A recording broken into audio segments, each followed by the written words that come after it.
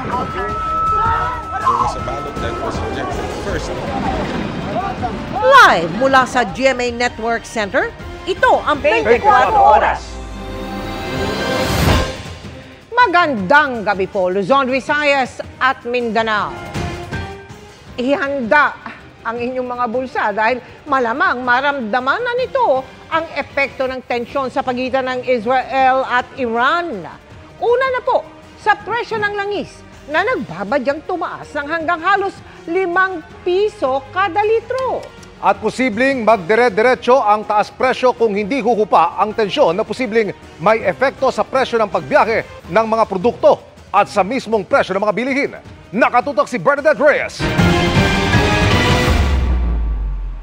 Nagpa-full tank na ang TNVS driver na si Rentin Fernandez nang malaman ng nakaambang big-time oil price hike sa Martes. Kahit kalahati pa lang, nagpapa-full tank na ako. So lalo na ngayon, talagang dapat talaga full tank ka sa mga medyo murang player. Hanggang 4 pesos and 80 centavos ang posibleng dagdag singil sa litro ng diesel. Ayon sa taya ng Department of Energy, base sa 4 na araw na trading. Hanggang 3 piso naman sa gasolina at hanggang 4 pesos and 40 centavos sa kerosene. Kung sakaling matuloy, ito na ang pinakamalaking taas presyo sa loob ng mahigit 3 taon. Bago nito, pinakamalaking oil price hike ang mahigit 13 pesos para sa diesel noong March 15, 2022, 3 linggo matapos ang pagsalakay noon ng Russia sa Ukraine. Tulad noon, gantihan din ang pag-atake ng dalawang bansa ang mitsa ng oil price hike ngayon sa pagitan naman ng Israel at Iran. Sumabay pa dyan ang paghina ng piso laban sa dolyar, kaya mas mahal ang pag-import sa produktong petrolyo. Bagamat hindi po tayo diretsyo na kumukuha kay Iran nor kay Israel, still yung mga bansang po kinukuhanan natin, lalo naman ng mga petroleum products, kagaya ng gasolina, diesel at kerosene, sino-source po nila doon sa mga Middle East countries. At kung magpapatuloy ang gulo at mabarahan ng rutang dinaraanan ng langis mula Middle East, ay maaaring masundan pa ang taas presyo. Lalo na kung mangyayari yung actual na disruption. Swerte pa nga ang mga kaya magpa-full tank tulad ni Rentin. Ang iba, walang panluwal na pera sa gitna ng araw-araw ding pangangailangan ng pamilya. Kaya papasanin na lang yan pag may pampagas na. Mawawalan ako ng 100 araw-araw ulit. Ngayon, sa loob ng 30 days, ibig sabihin 3,000 ang nawala nakita ko. Masyadong mataas doon. Sa piso nga lang, mabigat pa eh. Kaya lang, tiis lang talaga. Sa kabila ng big time na dadagsingil sa produktong petrolyo, paalala ng DOE sa mga motorista, bumili lang ng sakto sa pangangailangan para maiwasan ang artificial shortage. On the part ng Department of Energy, sinisigurado po namin talaga na meron po tayong supply na magagamit. Para sa GMA Integrated News, Bernadette Reyes, nakatutok 24 oras.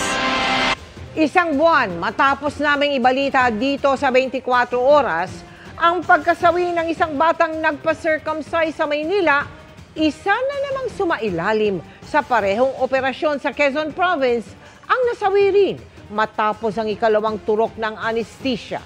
Nakatutok si John Consulta. Exclusive! Happy birthday, LA!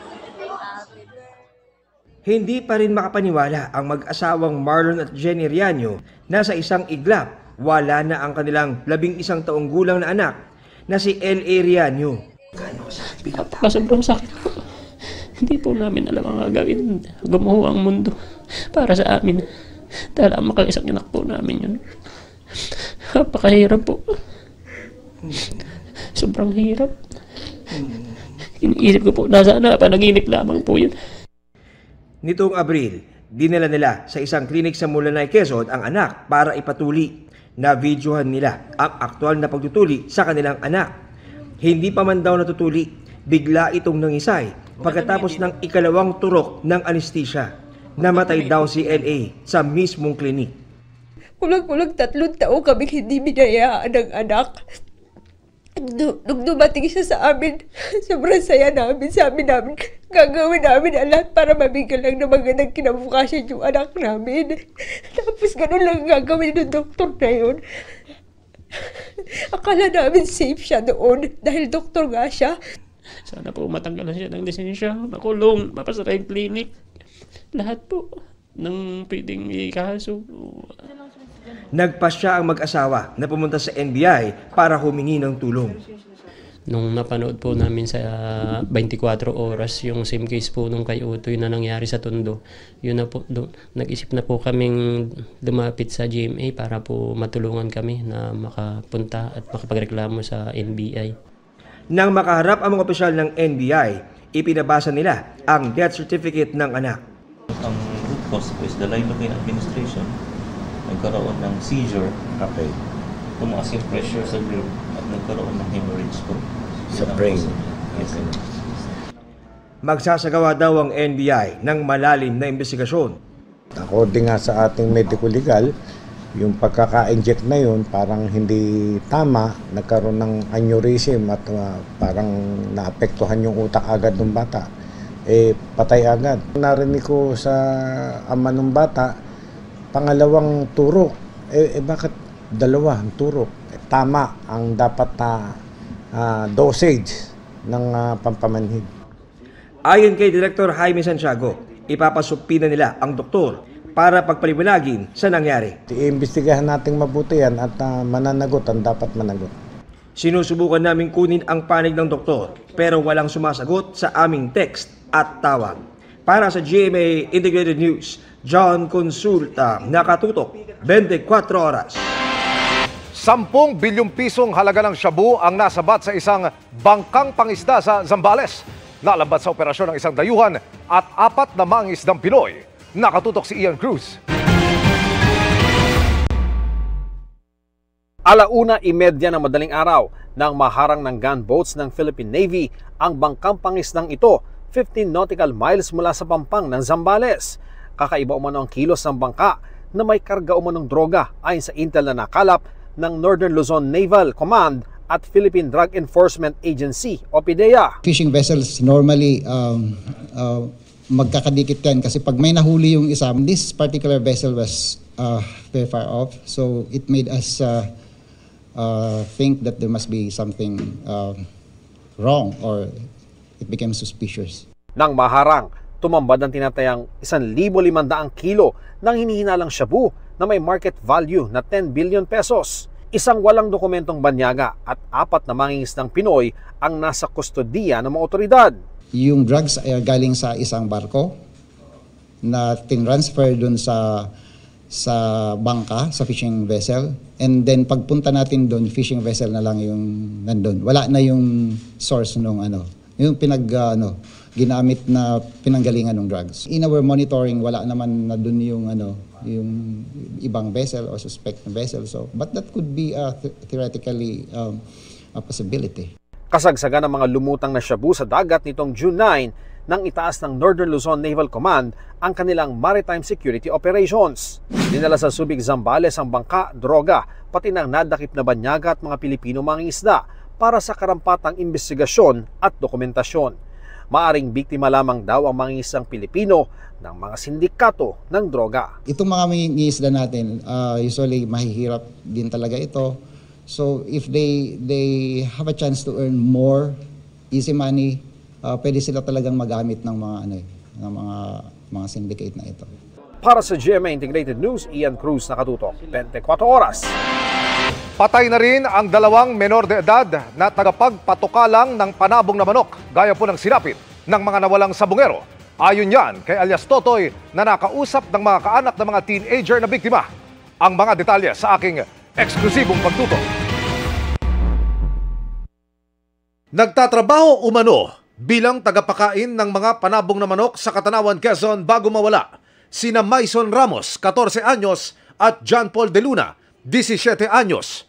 December 30, 2021, nang sumama sila at mga kaibigang sina Nazareno Biscante, Ricky Boy Ignacio at Ariel Teposo sa kanilang amo sa isang derby sa Santa Cruz, Laguna.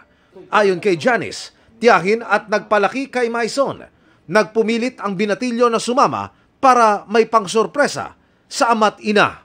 Sasama daw po siya dun sa sa pagsabong para po yung kikitahin niya pong pera, edi gagamitin niya po yun para mabigyan po ng magandang bagong taon po yung kanyang pamilya. Nakabalik umano ang mga amo ni na Maison, pero ang 5 kabilang ang 2 menor de edad, hindi na nakita. Kabilang sila sa 34 na binansagang mga missing sabungero. Yung sasakyan po ay hindi na po bumalik. Tapos po ay may nag-report po sa amin na natagpuan po yung sasakyan dun sa Taguig. Nakausap sa telepono ng pamilya ni Maison si alias Totoy, isa sa mga akusado sa kaso ng pagkawala ng ilang sabungero sa Manila Arena at San Pablo, Laguna. Kabilang anya ang sinapit ni Maison sa mga inire-report sa kanya ng mga kasabwat. Santa Cruz, Laguna sila nawala. Ano kaya gano'n na rin ba ang pangyayari sila sa kanila? Lahat walang nakaligtas. Ako na magsabi sa inyo, pasensya na, pero lahat walang nakaligtas. Masakit man tanggapin, mainam na ayon sa pamilya ni Maison na nalaman ito para makagawa ng hakbang lalo't meron ng maaaring tumestigo. Sa amin po ay sobrang laking tulong po, sir. Napakasaya po namin at kahit paano po sa pakikipaglaban po namin ay nagkaroon na po ng magandang linaw. Sana po ay bigyan po ng hustisya kaming mahihirap. Bagaman po kami wala pong pera eh. Ang batas naman po ay para sa lahat, hindi lang po para sa mayayaman. Yung video na yun. Nakausap din si alias Totoy ng mga kaanak ni Michael Bautista, missing sabungero, na na-videohan pang nakaposas at inilalabas ng 2 lalaki sa sabungan sa Santa Cruz, Laguna din. May kumuha po sa lang iba, hindi po kayong kumuha nun?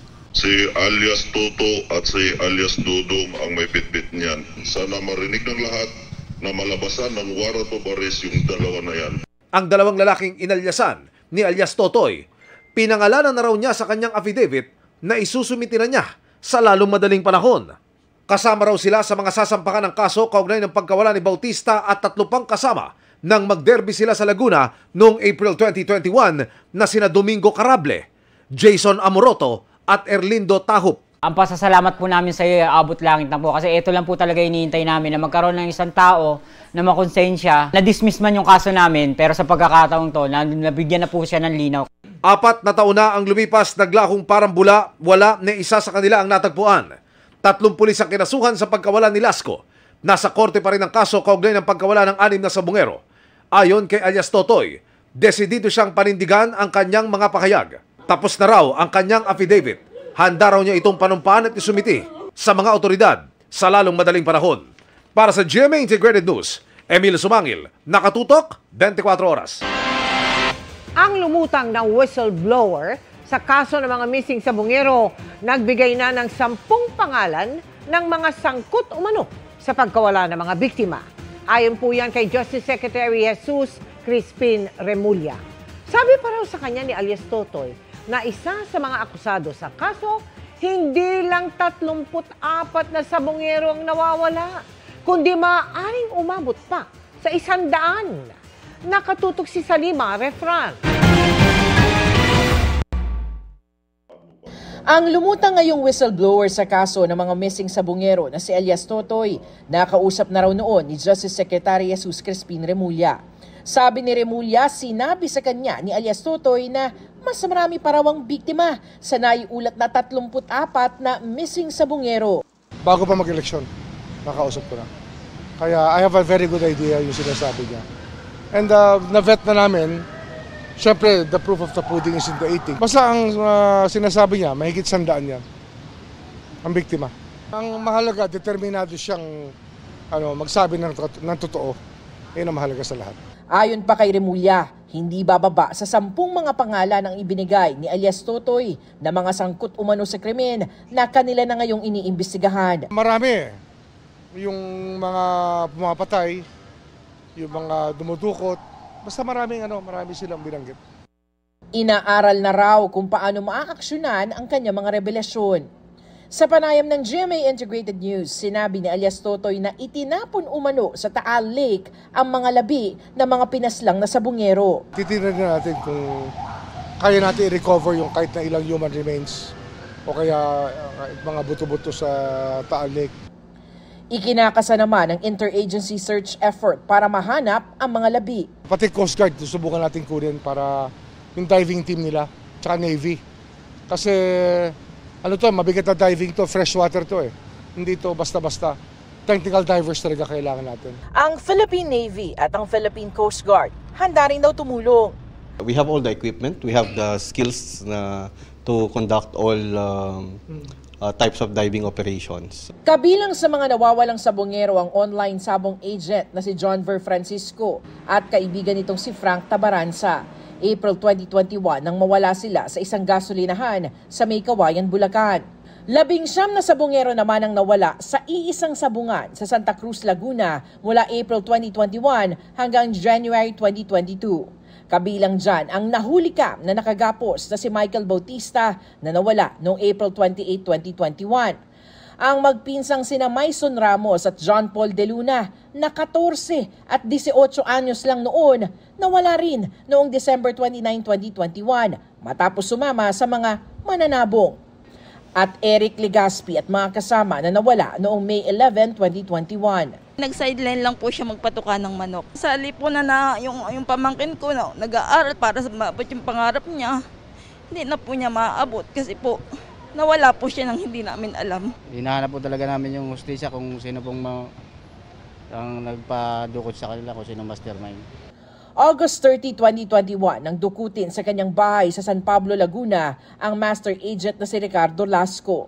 Ang anak ni Carmen Malaca na si Edgar at mga kasama nawala sa sabungan sa Lipa, Batangas noong January 6, 2022. January 13, 2022 naman nang nakitang isinakay sa van sa Manila Arena sa Maynila ang 6 na sabungero mula Tanay, Rizal. Pakiusap ni Remulla sa mga pamilya, kaunting tiis muna habang gumugulong pa ang investigasyon. Kakausapin ko sila, sila mag-alala. Bigyan lang ako ng konti pang panahon para mailatag ko na maayos lahat yan. Para sa GMA Integrated News, Salima Refran, nakatutok, 24 oras. At kaugnay nga ng nakaambang big-time oil price hike, kumihirit na ng taas pasahe ang ilang driver. Hindi man matuloy, commuter pa rin ang magdurusa dahil posibleng gumarahe muna ang ilang jeepney. Nakatutok si Joseph Morong. Ngayon pa lamang tila hindi na raw kakayanin ng ilang mga jeepney driver ang nagbabadyang halos 5 pisong dagdag sa presyo ng kada litro ng diesel. Kung ngayon nga naglalaro na sa 45 pesos hanggang lampas 60 pesos ang kada litro ng diesel, lalo pa kung pumalo yan hanggang lampas 50 hanggang 70 pesos kada litro sa susunod na linggo. 3 piso naman kada litro ang inaasahang itataas ng kada litro ng gasolina, kaya pwedeng pumalo ito sa halos 50 hanggang lampas 70 pesos per liter. Ayon sa jeepney driver na si Vicente, baka wala na silang kitain kaya tambay na lang muna. Ay, hindi na kayo papasada? Hindi na siguro kasi medyo mataas din ang bomber eh. Ang iba susubukang magputol-putol ng biyahe. Para makasubig kami, kung saan may pasero, doon kami. Ang rasagasaan dito, ang pamilya. Yung mga estudyante namin. May pinag-aaral kami, paano yan mga yan? Makatutulong daw kung itataas ang pamasahe, yan na nga ang ipinapangamba ng mga commuter. Baka magtumaas din po yung pamasahe. Maapektuhan din po yung ibang mga bilihin. Kahit sabihin mong piso or 2 po yan, mahirap po sa amin po talaga. Di na po kaya. Sana po taasan din po yung sahod kung baka sakali. Sinabi ng LTFRB na posible nilang pagbigyan yung piso na provisional na taas pasahe para sa mga jeep dahil sa tumataas na presyo ng produkto ng langis. Pero kailangan yan ng masusing pag-aaral. Ayon sa LTFRB, hindi raw sila nagmamadali sa pagdedesisyon at hinihintay pa nila ang pag-aaral na ginawa ng National Economic and Development Authority o NEDA sa epekto sa ekonomiya kung sakali magtaas ng pamasahe. Ang ilang transport group humihingi ng fuel subsidy kung sakaling matuloy ang big-time oil price hike. Bigyan kami ng fuel subsidy. Kung bibigyan kami ng fuel subsidy, sana pag-aralan nilang mabuti na sasapat ito doon sa itataas ng diesel. Talagang one time lang yan. Bakit hindi ikonsumo ang buffer stock na yan bago sila magtaas ng presyo? Usually yan naman ang ginagawa nila, yung buffer ubusin bago itaas ang presyo. Ang Pangulo pinaghahandaan ang posibilidad na hindi na mapipigil ang pagtaas ng presyo ng langis dahil sa sigalot sa Middle East. Yung mga nagpapasada, yung mga para may hanap buhay naman sila, bigyan natin ng fuel subsidies. Now we will have to do the same for those who are severely affected. Stakeholders by any instability in the price of oil. Yes, it's a serious problem. Ayon naman kay Transportation Secretary Vince Dizon, hindi magtataas ng pamasahe ang gobyerno. Pinayagan na raw sila ng Department of Energy na gamitin ang 2.5 billion pesos na fuel subsidy para sa mga pampublikong sasakyan. Pero sinabihan ko na ang LTFRB na hold off muna sa kahit anong fare hike. Kinausap ko na si Chairman Guadis, nakakuha na naman tayo ng clearance sa DOE na pwede na natin gamitin yung subsidy natin. Para sa GMA Integrated News, Joseph Morong, nakatutok 24 oras. Nasa Australia si Vice President Sara Duterte para dumalo sa rally na nananawagan sa pagpapalaya sa kanyang ama. Dahil ito ang pang-apat na bansang pinuntahan ng bise sa loob ng isang buwan. Nagpatutsada sa kanya ang Malacanang. Nakatutok si Ivan Mayrina. Nasa Melbourne, Australia si Vice President Sara Duterte. Sa abiso inilabas sa kanyang opisina, dadalo raw si Duterte sa isasagawang rally sa linggo para sa panawagang pagpapalaya sa kanyang amang si dating Pangulong Rodrigo Duterte na nakakulong pa rin sa The Hague, Netherlands. Ito ay kaapat na biyahe niya abroad sa nakalipas lamang na isang buwan. Nauna rito, magkasunod na nagpunta ang bise sa Qatar kung saan nakasalamuha ang mga Pinoy doon sa kanyang birthday at The Hague, Netherlands kung saan binisita niya ang kanyang nakadetining ama. Sa Kuala Lumpur, Malaysia naman niya ginunita ang araw ng kasarinlan kasama rin ang mga Pinoy roon. So, 4 na bansa in just less than a month. So, kung doon po abala ang ating Vice Presidente sa mga personal trips niya or personal trips with her family, choice po ng Vice Presidente yon. Sabi nga natin, pampersonal o pambayan? That is the question. Sa hirit na ito, tinanong si Castro, nagkaroon ba ng paglabag ang bise sa mga sunod-sunod na biyahe? Ang kanya lang sigurong malalabag ay ang kanyang obligasyon sa taong bayan. Bring him home! Sa ika-100 araw ng pagkakakulong ng dating Pangulo kahapon, nag-prayer vigil ang kanyang mga taga-suporta sa Davao City. May nakabinbing petisyon para sa pansamantalang paglaya ng dating Pangulo.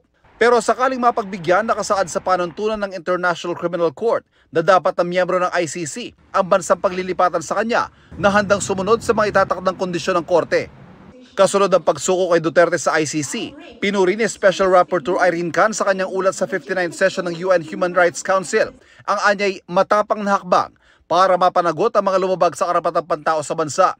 Kasunod dito, ang rekomendasyon na muling buksan ng pag-uusap sa pagbabalik ng bansa sa Rome Statute ng International Criminal Court nang hingan na reaksyon ng Malacanang. Open po siya. Nung huli po kami nag-usap, dahil doon pa po natin ito napag-usapan, sinabi po niya na open naman po siya. Para sa GMA Integrated News, Ivan Mayrina, nakatutok, 24 oras.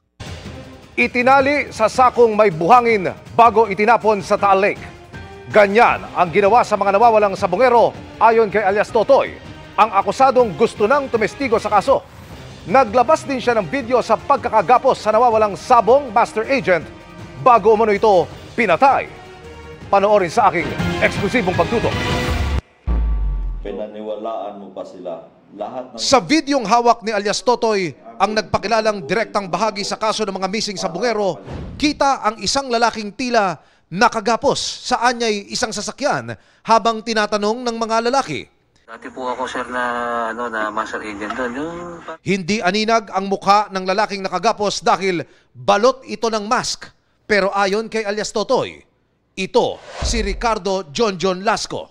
Kabilang si Lasco sa 34 na sabongerong 4 na taon nang nawawala. Si Lasco ang 44 anyos na master agent na dinukot ng hindi bababa sa 10 armadong lalaki sa kanilang bahay sa San Pablo, Laguna noong August 2021. Bilang master agent, binigyan ng prangkisa si Lasco para makapagpalabas ng online sabong. Sa kanya tataya ang mga sabongero at ang kita porsyentuhan. May bahagi ang nagbigay sa kanya ng prangkisa at syempre pati siya. Ayon kay alias Totoy, kasama ang bidyong ito sa ipapasa niya sa mga otoridad sa kanyang paglutang anumang araw mula ngayon. Una nang sinabi ni alias Totoy na alinsunod sa utos anya ng among hindi pa muna niya tinukoy, binayaran niya ang isang grupo para patayin si Lasco matapos itong pagbintangang pinirata ang isang online sabong broadcast. Napapataya din siya na mas malaking porsyento na wala siyang kahirap-hirap. Kumina yung sales pinahanap. Ang video ni Lasco, pinadalaan niya ng mga taong binayaran niya bilang pruweba na nakuha nila ito. Ang nagbigay ng video, isa sa pinaka-team leader sa kumuha kay John Lasco. Ano ang background ng mga ito? Ito ba yung mga sibilyan? O ito yung uniformado o ano? Sila ay mga uniformado. Sundalo po o pulis? Pulis. Kasama ho sila sa kakasuhan, tama po? Kasama sila. Basta isang grupo yan. Ayon kay Elias Totoy, pagkadukot kay Lasco at nang makuna na ito ng cellphone video bilang pruweba, ay agad din itong itinumba. Pagkuha sa kanya, sinakay sa sasakyan at inimbestigahan, ikot-ikot bago pinatay. Yun hong video na yan, kailan ho kinunan? Hindi ko matandaan, basta yung paglabas doon sa CCTV, yun na yun, tuloy-tuloy yun. Pagsakay ng sasakyan, kinuhaan na nila yan. Hindi lang daw 2 million pesos ang kanilang ibinayad sa grupong pumatay kay Lasco. Humiritaan niya ng dagdag na 2 milyong piso ang grupong kinontrata para tapusin ang trabaho. Ako mismo ang nagbayad sa kanya ng 2 million para anuhin yun. Kulang ng 2 million, sir. Gawa ng maraming tao ang ginamit ko dito. Tulad ng ibang missing sa Bungero ayon kay Elias Totoy, tinali daw sa sakong may buhangin ang labi ni Lasco para hindi lumutang. Tsaka pinalubog sa isang palaisdaan sa Taal Lake.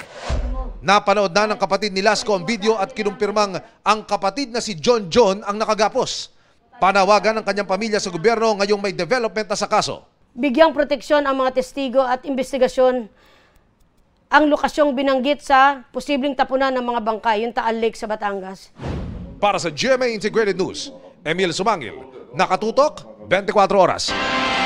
Sa gitna ng sunod-sunod na reklamo ng kanilang customer, ikinotwiran ng Prime Water ang kalumaan ng mga infrastruktura sa mga lugar na sakop ng kanilang joint venture. Bagaman naunawaan nila ang publiko, dapat din nilang liwanagin na maraming water district na nakipag-joint venture sa kanila ang matagal nang may problema sa water supply. Bahagi nila ng plano nila sa Luzon ang pag-ayos sa mga infrastrukturang nangangailangan ng rehabilitation. May kanya-kanyang milestone at target timeline nila na coordinated sa mga water districts. Nilinaw ng Kamara na hindi sila complainant sa reklamo laban kay Vice President Sara Duterte na pinaiimbestigahan na sa Ombudsman. Kaugnayan ng confidential funds ng Bise. Nakatutok si Jonathan Andal. Batay sa dokumentong eksklusibong nakuha ng GMA Integrated News, ang House of Representatives Committee on Good Government and Public Accountability ang complainant sa reklamo laban kay Vice President Sara Duterte at ilan niyang opisyal noon sa Department of Education at Office of the Vice President. Pero paglilinaw ng Kamara, hindi sila naghain ng reklamo. Nagpasa lang nila sila ng committee report na nagre-rekomenda ng pagsasampa ng mga kaso. The action of the Ombudsman was upon the recommendation of a committee report from the House of Representatives. Sinisikap pa naming hinga ng pahayag si Ombudsman Samuel Martires na magre-retiro na sa July 27. May 10 araw ang bise para sagutin ang reklamong may kaugnayan sa umunoy maanumalyang paggamit ng confidential funds. Ang hindi pagsumite ng tugon ay ituturing na waiver para ituloy ang preliminary investigation sa reklamo. Sabi ng Office of the Vice President, natanggap na nila ang utos ng Ombudsman. Nahaharap sila sa mga reklamong plunder, technical malversation, falsification, use of falsified documents, perjury, bribery, corruption of public officers, betrayal of public trust, at culpable violation of the Constitution. Para sa GMA Integrated News, Jonathan Andal, nakatutok 24 oras. Hindi pa man napapanood on TV, kaabang-abang ang magiging tapatan ng mga bida sa upcoming series na Cruz vs. Cruz. Mismong sila ay nagulat sa ipinakitang acting ng isa't isa. Makichika kay Lars Santiago. Hindi biro ang hinaharap ni Nabina Morales, Gladys Reyes at Neil Ryan Sese sa komplikadong kwento ng GMA Afternoon Prime Series na Cruz vs. Cruz. Gumaganap na mag-asawa sa serye si Nabina at Neil. Nang mag-abroad ang karakter ni Neil ay nakilala niya ang karakter ni Gladys. Nalilin lang sa kanya hanggang mabuntis. Makikita mo yung transition ni Felma as nagmamahal siya, bigong-bigo siya, at the lowest point of her life na naglalasing siya, nawala na siya ng pag-asa sa buhay. And then, biglang nakatayo siya. Ang lawak ng range. Dito naman palagi akong umiiyak. Dito mabait ako. So sobrang kakaiba. Mabait ako yung inaapi dito ngayon. Alam mo naman pag sa tapings, hindi naman 'di ba chronological yung pagkaka-shoot ng mga eksena. So from ayos lang kami nag-uusap ni Manuel, biglang next scene, kailangan pagsasapakin ko siya yung gano'n. May isang eksena nga raw sina Vina, Neil at Gladys na hindi dapat palagpasin ng mga manunood. Ito yung unang pagkikita ni Felma, yung character ni Ate Vina, at ni Hazel ako, at syempre ni Manuel, di ba? So, yun na nga, isipin nyo anong mangyayari doon, di ba? Kaya yun pa lang po, dapat talaga abangan natin. At dahil nga sa galing ng tatlong artistang ito, sila raw mismo ay hindi mapigilan na mamangha sa acting ng bawat isa. Meron pang isang scene na nakalimutan yata ni Manuel, nakasama siya sa eksena, nanonood siya sa amin, di ba? So, inulit. Hindi, kasi tinanong ko yun. Sabi ko, kasama ba ako sa shot? Hindi, mamaya ka pa next shot. Yung pala, kasali na ako. So, pinapanood ko sila. Nag-gift ka ba? Oo. At alam niyo, naaliw ako kasi ang galing nila. Nagpahayag din ng paghanga ang tatlong bida sa mga kasama nilang younger stars tulad ni na Christopher Martin, Lexi Gonzalez, Elijah Alejo, at Caprice Cayetano. Sila pagdating sa set, alam na nila yung gagawin nila. So nakakatuwa dahil mga bata pa sila, ganun na silang magtrabaho. Bilib ako sa disiplina nila pag nasa set. Yung alam mong mga bagets to pero pati yung respeto nila, di ba mararespeto sila. Kasi first time ko to work with them. And napansin ko lang talaga na every time they come to the set, they're well prepared. Lar Santiago, updated sa showbiz happening.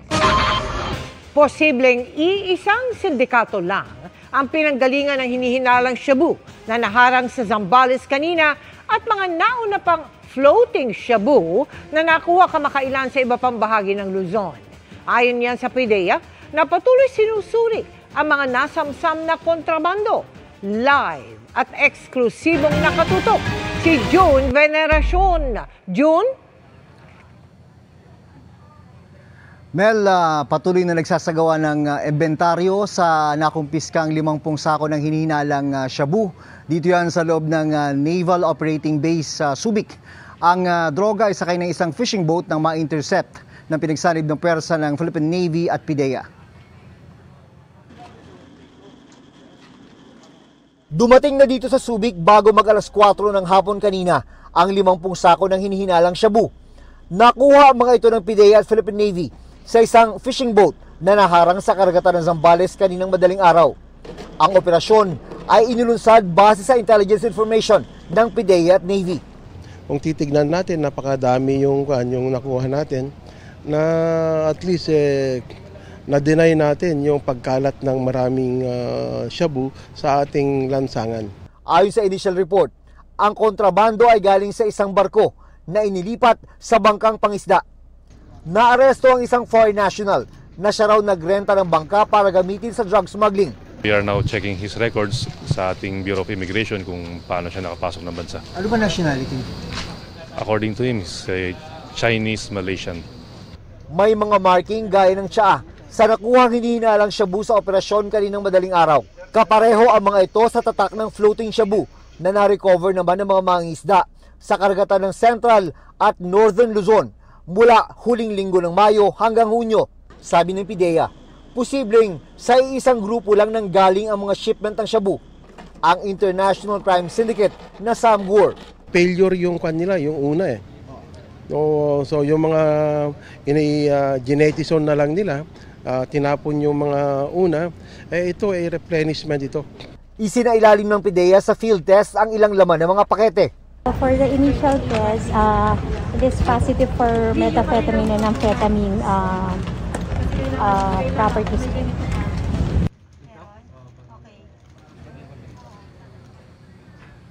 Mel, sa dami ng hinihinalang shabu na nakuha sa operasyon ng PIDEA at Philippine Navy ay inaasahang aabutin pa hanggang bukas ang pag-iibentaryo dito sa loob ng Naval Operating Base Subic.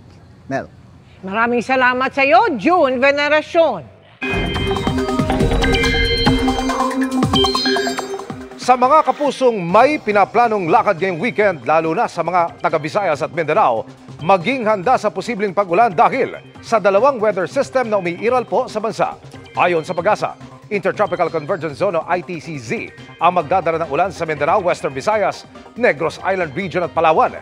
Easterlies naman ang umiiral sa Central at Eastern Visayas. Apektado rin niya ng Metro Manila at iba pang bahagi ng bansa. Base sa rainfall forecast ng Metro Weather, magiging maulan sa halos buong bansa bukas lalo na po sa hapon. May matinding ulan na posibleng maranasan sa Palawan, Bicol Region, Eastern, Central at Western Visayas, gayon din sa Caraga.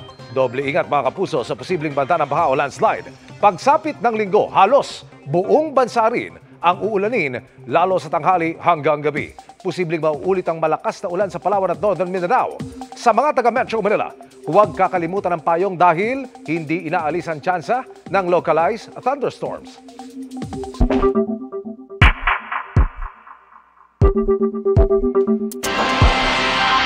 Tila nagsasalita umano para kay Vice President Sara Duterte ang tagapagsalita ng Senate Impeachment Court ayon sa mga House Prosecutor. Itinanggi naman niya ng spokesperson ng korte. Nakatutok si Darlene Kai. Imbis na magsalita para sa kampo ni Vice President Sara Duterte, dapat daw para sa Senate Impeachment Court lang nagsasalita si spokesperson Attorney Reggie Tonggol. Yan ang buwelta ni House Prosecution Panel spokesperson Attorney Antonio Bucoy sa espekulasyon ni Tonggol na ipababasura ng bise ang articles of impeachment laban sa kanya dahil nakalinya ito sa petisyong inihain ni Duterte sa Supreme Court. Sabi ni Bucoy, si Tonggol ay dapat tagapagsalita ng korte pero ang nangyayari raw ay pinahahayag niya ang depensa ng kampo ni Vice President Duterte. Dati na raw siyang nakahandang bigyan ng benefit of the doubt o pagkakataon ng ibang miyembro ng impeachment court na kine-question ng kakayahang maging patas. Pero taliwas daw dito ang ipinapakita ng mga pahayag ni Tonggol. Sang-ayon kay Bucoy si House spokesperson Princess Abante. Hindi po kami nangaaway. Siguro din, ang ating spokesperson, wag din magsalita bilang parang sa depensa. Do not speak for the defense. Speak for the impeachment court. Sa isang pahayag, pinabulaan na ni Tonggol na nag-aabogado siya para kay Duterte. Sinagot niya lang daw ang tanong sa kanya tungkol sa scenario setting o sa mga posibilidad na maaring mangyari ayon sa kanyang karanasan sa litigation. Bahagi raw ito ng tungkulin niya bilang spokesperson at bilang abogado. Giit ni Tonggol, nananatili raw patas at walang kinikilingan ng impeachment court. Mahalaga raw para sa demokrasya na magtrabaho silang sama-sama at iwasan ang di kailangang pag-atake na nakabibinbin lamang sa impeachment process. Samantala, bilang dating kongresista, sinabi ni Senator-elect Erwin Tulfo na handa siyang mamagitan sa House of Representatives at Senado. I'll talk to the House leadership siguro today or tomorrow to ceasefire na lang muna siguro para kasi nag-aaway, medyo hindi rin maganda tingnan, di ba? Nagbabangayan yung dalawang grupo, nagsisihan. So I might do that. Para sa GMA Integrated News, Darlene Kai, nakatutok 24 oras. Milyong pisong halaga ng umano'y shabu ang nadiskubre ng mga otoridad sa itinapong maleta sa Cavite. Sa Butuan City naman, nabisto ang bentahan ng illegal na droga sa labas umano ng bahay ng suspect. Nakatutok si Marisol Abdurrahman. Inakalang basurang nakasilid sa maleta, pero nang buksan, shabu pala. Abot sa 204 million pesos ang tinatayang halaga ng nasa 30 kilo ng droga na batay sa investigasyon ay ibinagsak ng isang kulay gray na MPV. Bago nito ay nagpaikot-ikot muna sa lugar ang sasakyan. Ayon sa pulisya, posibleng may katransaksyon ang sasakyan sa lugar pero naunahan ito ng mga gwardya at ng mga otoridad. So yung modus na yun yung tinatawag na natin na dead drop scheme kung paano sila magbenta ng droga. So malaking grupo to, itong involved dito. Kung hindi nakarating ka agad yung pulis natin, baka agawin pa nung kung sino man yung personality na nag-iwan doon sa suspected items. Sa Butuan City, aabot sa halos 300,000 piso ng shabu naman ang nasabat sa bentahan sa labas ng bahay ng suspect. Siguro confident siya na doon magbenta kasi nga wala masyadong hindi masyadong matao. Pero bago ang aktual na bentahan, 2 buwan daw munang nagsagaw ng surveillance sa subject. Makasiguro tayo doon sa tao na talagang minamanmanan natin. Patuloy na inaalam ng mga otoridad kung saan galing ang mga droga na ibinebenta raw ng suspect sa mga tricycle driver at mga estudyante. Yung mga tinatawag natin na mga vulnerable sectors, no, yun talaga ang tinatarget ng ating mga suspect. Para sa GMA Integrated News, Marisol Abduraman, nakatuto 24 oras. Bukod sa mga nakahambalang na mga sasakyan, pati mga basura na hindi pa kinokolekta, sagabal na rin sa ilang kalsada kaya sinita ng MMDA. Nakatutok si Mariz Umali. Pagkarating pa lang ng mga traffic enforcer ng MMDA rito sa Chino Roces Extension sa Makati, sunod-sunod na ang mga nakabalandrang sasakyan kaya sinita, gaya ng mga jeepney ito na naghihintay ng pasahero. Ilan sa kanila nasa lugar kung saan may karatulang no parking anytime, throw-away zone. Meron ding mga tricycle, truck at mga pribadong sasakyang sagabal. Ang mga may tsuper na sita at pinaalis na lang. Pero ang mga inabutang walang driver agad tinikitan. Pati ang mga gumagamit sa kalsadang daanan dapat para sa negosyo gaya nitong car wash, vulcanizing shop, junk shop, at mga sidewalk vendor, sinita rin ng MMDA. Kahapon lang pinagsisita rin ng mga barangay tanod ang mga pasaway sa kalsada. Tila nila naghahabol ang pusa't daga ang sitwasyon nila at ng mga sinisita na bumabalik lang pag wala ng mga otoridad. Maaari pa po magkaroon ng disgrasya tulad po ng mga obstruction sa bangketa na kung saan mga tao ay hindi po nakakapaglakad ng maayos. They have to resort to walking on the street kasama po ng mga sasakyan. So napakadelikado po niyan. Kahit sa may gawing tagig, sako-sako ng basura at putik na galing imbornal ang nakatiwangwang sa kalsada. Hinihintay lang daw na damputin ng dump truck. 6 ang natiketan. Well, of course, yung issued ticket, it constitutes a penalty. Kailangan po nilang isettle po yan at kumuha po ng clearance sa ating ahensya. Hindi lang daw simpleng pagsasaayos ng daloy ng trapiko ang layo ng isinasagawang clearing operations, kundi pagtuturo rin ng disiplina at respeto sa mga kapwa motorista at pedestrian. Kaya pangmatagalan, holistic at collaborative na solusyon ang isinusulong ng MMDA, katuwang ang lokal na pamahalaan at barangay para tuluyang matanggal ang mga sagabal sa kalsada. Para sa GMA Integrated News, Mariz Umali, nakatutok 24 oras. May nahuli na namang abusadong taxi driver sa NAIA. Ang singil, 5,000 piso para sa biyahe mula po Terminal 1 papuntang Terminal 2. Ayon sa LTO, nahuli po ang driver kahapon. Ilang araw lang yan matapos may nag-viral na taxi driver dahil sa sobrang singil din sa NAIA na may kasabwat umanong mga airport police. Iniutos na ni Transportation Secretary Vince Dizon na sibakin sa pwesto ang 5 airport police na isinumbong ng driver.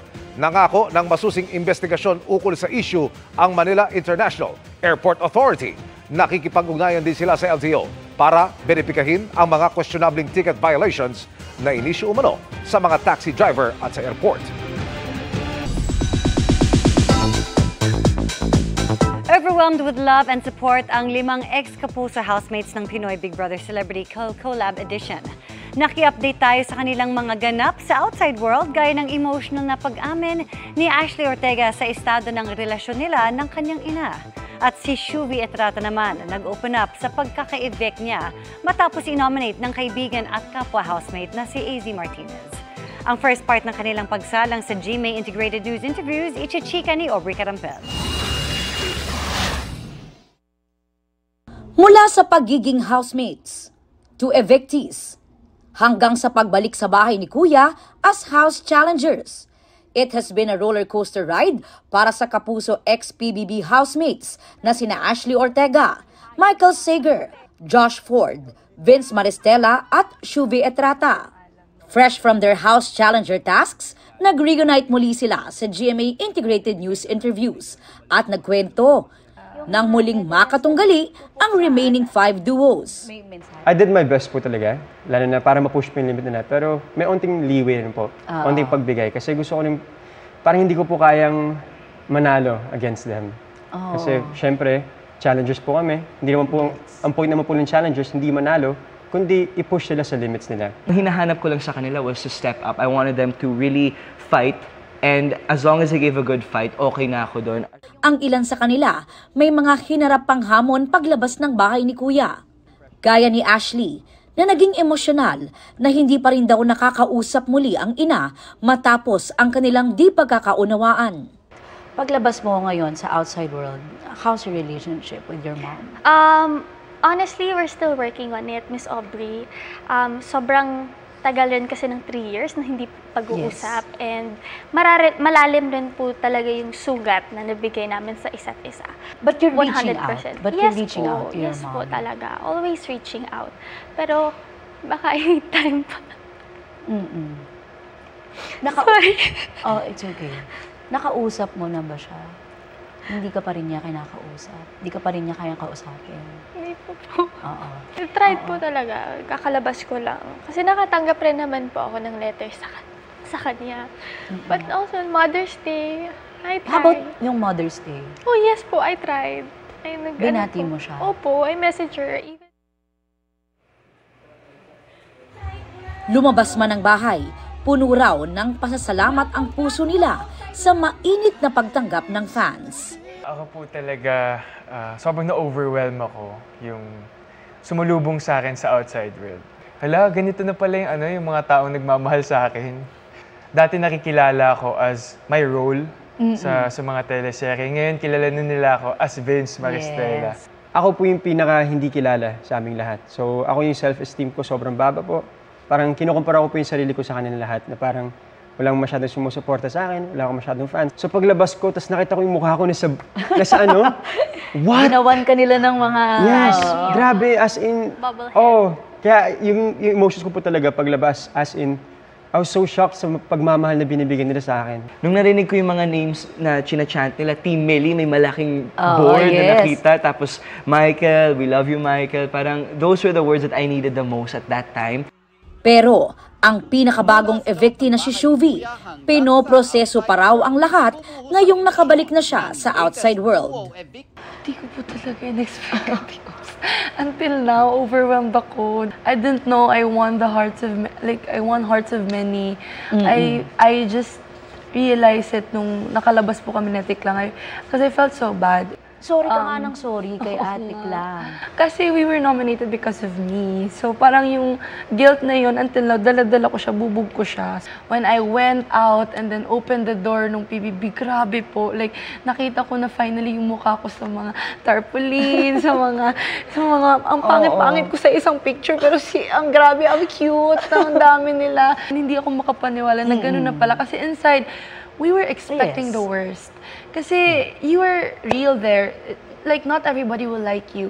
And I was expecting na, baka, mabawasan ng palang... baka mas mabawasan pa yung fans mo, no? Kasi na-evict ka eh. So parang, baka wala talaga nagmamahal sa'yo.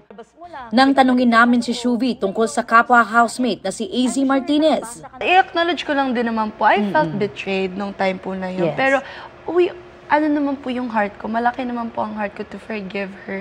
And we found our way back to each other naman. Parang nung bumalik po ako, kaya naging emotional po ako. Kasi even if it's hard for me na nangyari po sa amin iyon, na we had to part ways like that, nandun pa rin naman po yung hope to you know, form the bond again, to be okay again. Hinihintay ko lang po siya sa labas para po mas mapag-usapan namin. Sa mga fans, huwag po kayo mag-alala. Wala po tayong dapat, saka spread love, not hate. And speaking of love, marami ang kinilig sa sumundong TDH o tall, dark, and handsome kay Shuvi. Yan si Sparkle Balikbayan heartthrob Anthony Constantino. What's the real score? Sorry Ako, nasa hot seat ka. Naniligaw yun bago ako pumasok. Tapos sabi talaga nito, sige, sagutin mo yan, bawal. Kasi papasok ka, like, it's the worst thing you could do to a man, saying yes. Napapasok ka ng PBB, ang hirap. I can just imagine kung meron kami. Kasi kahit nung nandun ako sa loob, hirap na hirap ako, ano kaya? Wala akong something to hold on to. Gusto mo pa siyang kilalanin. Nagkataon nga lang, papasok ka sa loob ng bahay. Yes po. Maligaw muna pa siya. Ang latest sa iba pang ex-Kapuso housemates? Past is past. Na may inamin. So meron? Hinahanapan ko ng lusot. At naging emosyonal. I hope proud kayo sa akin na kahit hindi ako naging... Abangan sa part 2 ng aking interview sa Lunes. Aubrey Carampel, updated showbiz happenings. And that ends our week-long chikahan. Ako po si Iya Arellano. Happy weekend, mga kapuso! Miss Mel, Emil! Salamat, Iya. Happy weekend. At yan ang mga balita ngayong Biyernes. Ako po si Mel Tiangco para sa mas malaking misyon. Para sa mas malawak na paglilingkod sa bayan, ako po si Emil Sumangil. Mula sa GMA Integrated News, ang News Authority ng Pilipino. Nakatuto kami 24 oras.